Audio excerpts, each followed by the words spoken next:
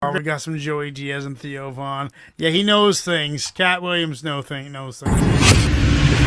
What's the deal with airplane peanuts? That Coke had to be in my pocket at 8 o'clock while I would fall apart at the seams. Yeah. And I would put it in my little drug pocket. Yeah. And it would stay there unbothered in a little baggy, waterproof in case the fucking rain came. In case the floods came, in case something got biblical. You could still break out of fucking... Yeah, I still, in case Louisiana all over again, I'm on a tire floating, waving at the airport. Fucking, I'm here, cocksuckers. Dude, how great would that be? You're on the news, they're like showing you, and you're just down there doing coke, and they're fucking waving at the helicopters. Like, how many videos are there of the news during Katrina where there's just a bunch of brothers just blowing a fucking blunt and they fucking couldn't put it on?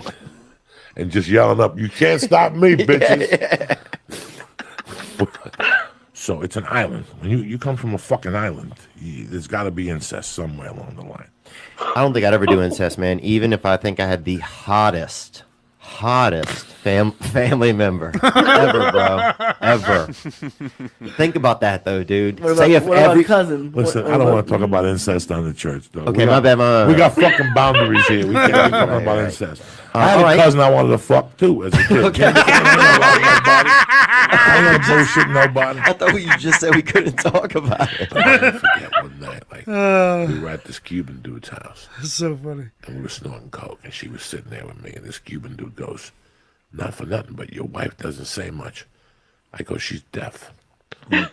She wasn't deaf. She just didn't speak Spanish. Oh, yeah. So the guy looks at me, goes, he's all coked up. He's like, "I don't know if you know this. I work with deaf people in Cuba," right? Right? So she's like, I'm like, "Talk to her in deaf language." And he's like, Deaf and he's doing all these noises and shit. And all of a sudden she's like looking at me, and she goes, "What do I do?" And I go, "Just throw some hand signals and fuck with it." And she's like, and all of a sudden he looks at me and goes, "I never studied that language." Lee, man, dude, it's so funny. You know, sometimes when I'm not even joking about when I would need to think about something good, dude, I think about Lee, man. Well, thank you. That means a lot. Yeah, I think about you, man. I think think about you to laugh. I mean, just the stuff you say randomly. Like, I just want to hang out and like listen to what you say during the day to yourself. I feel like it's hysterical. This conversation's getting creepy right here already. Well, you just farted on me. How? I think Lee might be a little cascaron. Oh yeah, I know what you're talking about. Shopping for peppermint, they call it, dude. Yeah, where I'm I think from. He's coming out of the closet pretty soon. They say, "Hey, you know the boy over there, little Lawrence." I don't give a fuck if he's. I don't care either, bro.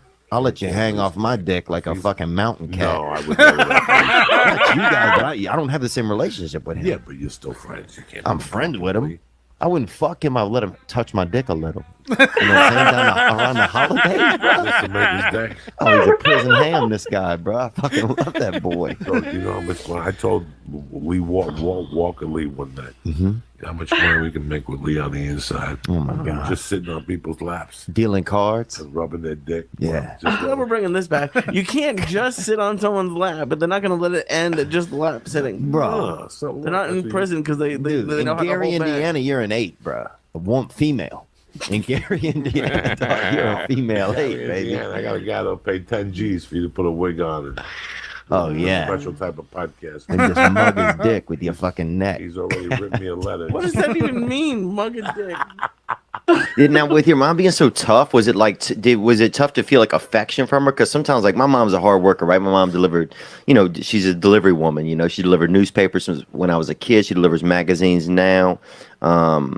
She's always had a fucking van, you know. Now she's got her husband. He has Alzheimer's. She don't even know he's in the van. He's with her every day, just fucking bouncing around in the fucking passenger seat. She had to get a fucking second seatbelt installed for him because he fucking would kind of slip. He's getting little. He would slip out of the fucking first one. Now she's got him just basically in a fucking straitjacket, just bouncing around. He has no clue where he is. Just delivering fucking news on wheels every day, you know. I think he's about 90, you know. Your mom still does this? Mom still does it, dude.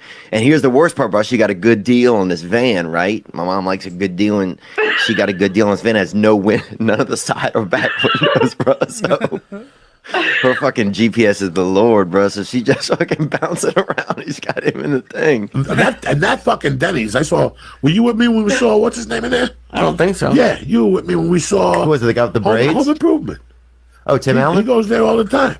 That's a swinging Denny's over there. Yeah. I just don't go in there at night because you're born to get shot. You go in there after 9. You go to a Denny's, you might as well go to a Vegas to a country concert. Bro, look. When you go to Denny's after 10 nowadays, you might as well sign up for the next country fucking concert and fucking whatever. Stand real close to the window and wave this time. Dude,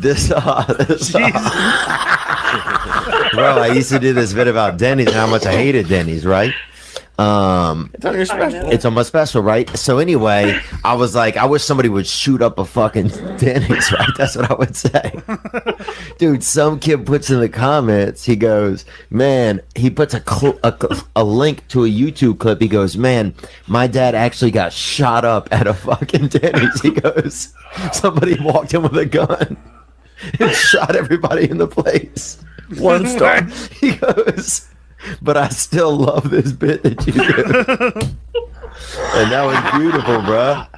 Here I am joking about it. He said it really happened. He lost his father right next to a fucking grill, bro. Right next to a griddle. You know what? You got, 2 brothers back there fucking sword fighting with spatulas, probably hopped up on fucking methamphetamines, not knowing they're gonna lose their job to the fucking Mexican guy sitting at the bar, Unbelievable, man.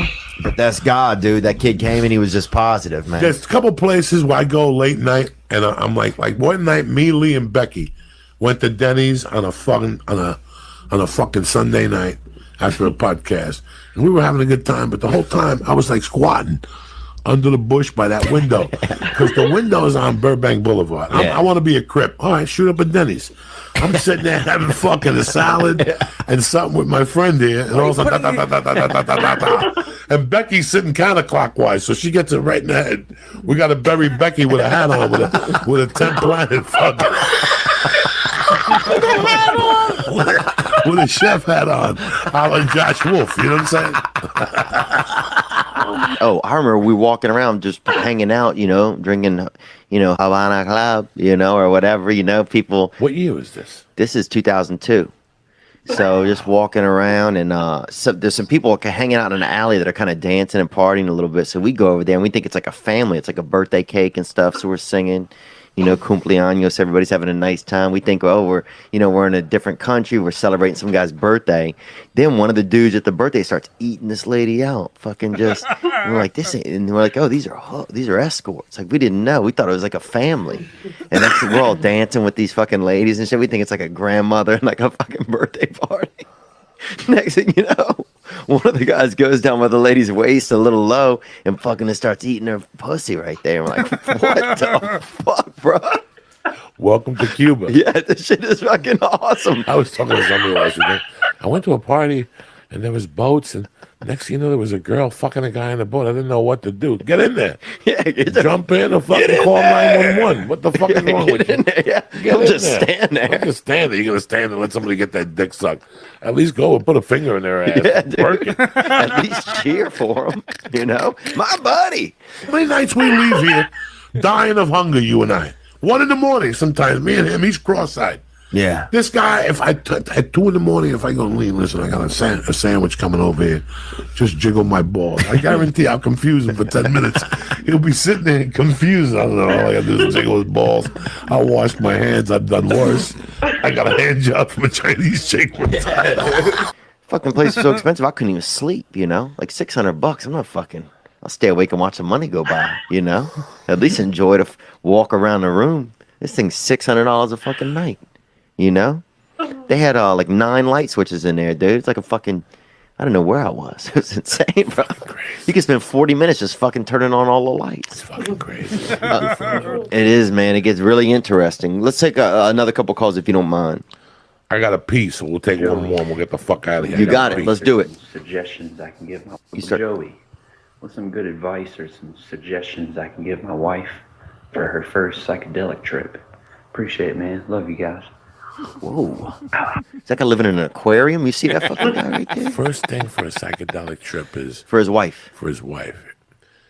Just make it easy for her, but then fuck with her once she's high. Yeah.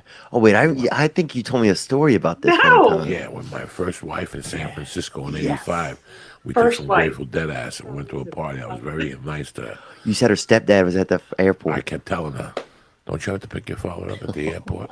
And she's like, "Let's go." And then she'd go, "What time is he coming in?" I mean, I had this poor girl going. Then there was a poster of Bruce Lee on the wall. And I kept going, looking at Bruce Lee going, "Don't say nothing to her. No, come on, bro. Dog, don't say nothing to her. She can't handle it." Oh, come She on. would look at me like, "What's he saying?" I don't know. No, don't listen to him. I put that girl, that's the girl evil. that I wrote the letter to. I bet it is. Because I put her through death. In Africa, they hit you with a fucking pipe, bro, if they love you. Just take a whiff for that fart. I'm not gonna take a whiff of your fart. That's Come on, bro. Get a little air appetizer, bro. Treat your nose. That is tremendous. Treat your snout to some of that fucking free booty pasta, bro. Like my tits are out. Yeah. You could feel the beads.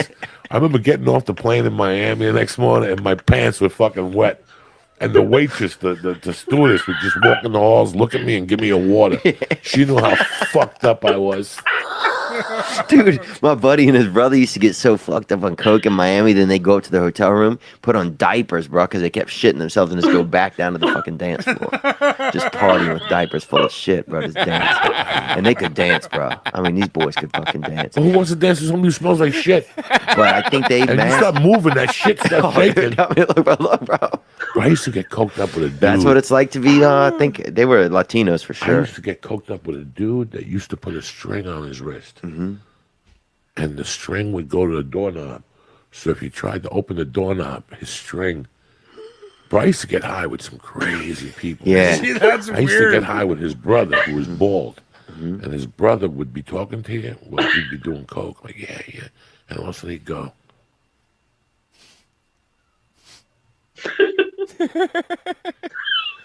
Like, what? And he'd go. And he'd smack himself because he kept thinking flies were landing on his head. He would smack himself 80 fucking times a night. And we would laugh at every fucking time. And after he'd smack himself, he'd go. Bro, he used to put balloons. He lived on the 34th floor. I had another friend, Kurt. He's dead now. Rest in peace. Good dude. He used to get so paranoid that he would put little parachutes on his cocaine. So if the cops came, he would throw it out the window. And little parachutes would fly. I mean, that's the shit that was the 80s, you know? That's, God, the 80s was good, bro. Something you ever notice when you learn something about somebody you didn't know, you know? Let's get the parachutes. Like you see somebody and they're like a lawyer or something, but then you realize they're like a sorcerer or something. Or they do shady shit. Or you see them like ballroom dancing. And you're like, this fucking guy ballroom dances? I always that always takes my brain a minute. Or if you see a big person and they got their stomach stapled and now, dude, I was at a pool one time and I used to work on this farm in the summer times outside in Natchez, Mississippi. And they had and this dude, Don Blankenstein, was the pool guy every year, right? He'd come out there and I'd keep an eye on him because the dude weighed probably 700 or 800 pounds, bro. You know what I'm saying? He broke the gate every time he come in. but he was the lifeguard. he was He's a lifeguard, 800 pounds. bro, if he gets in the pool, trust me, nobody's drowning, bro. All the water's out, and the fucking kid who's sick is laying right He there was at the his feet. boss at the pool. No, he was the guy who came to put the cleaner in the pool. And so, but he'd open the gate, bro, and every time he'd walk through it and bring both sides of the gate down. Like he was just he was gonna die soon, you know, when you saw him. You know, so you treated him well. And that's one thing I like sometimes about seeing huge people. It reminds you how to treat other people. Because you're like, oh, this person isn't gonna be alive very long, so you would Oh, be fuck. extra nice to him. And so, but then Don, one summer, I'm out there laying by the pool, and this skinny guy comes in. You know, he could have fit through the gate with 90 of his fucking, you know, quintuplets or whatever. And he comes through the gate, and I'm like, who? And he keeps talking to me. And I'm thinking the guy's kind of a, you know, peppermint hunter, bro. You know what I'm saying? A little tender. And it turns out it's Don Blankenstein. He got the stomach thing, and he lost all the weight. And he was a different person now. He wasn't the same. I don't know. It wasn't the same, and our relationship was never the same as when he lost the weight.